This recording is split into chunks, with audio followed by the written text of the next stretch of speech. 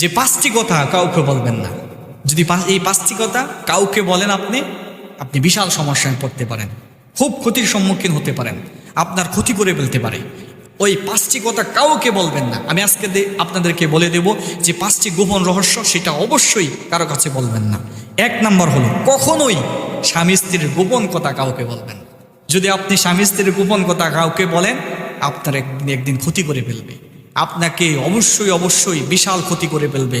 এমনকি এমন ক্ষতি করে ফেলবে, আপনাদের স্বামী স্ত্রীর মধ্যে যে মহাব্বত ছিল, ভালোবাসা ছিল, সেটাও তারা দুর্বল করে দিবে এবং বিশৃঙ্খলা সৃষ্টি করে দিবে, মহাব্বত দূর করে দিবে। স্বামী স্ত্রীর একটা মহাব্বত, ভালোবাসা, যেটা আল্লাহ তাআলা নিজেই বলে দিয়েছেন, স্বামী স্ত্রী হচ্ছে পোশাকের মতন। অতএব স্বামী স্ত্রীর গোপন কথা আপনি কাউকে বলবেন না। যদি বলেন তাহলে ক্ষতির সম্মুখীন হবেন।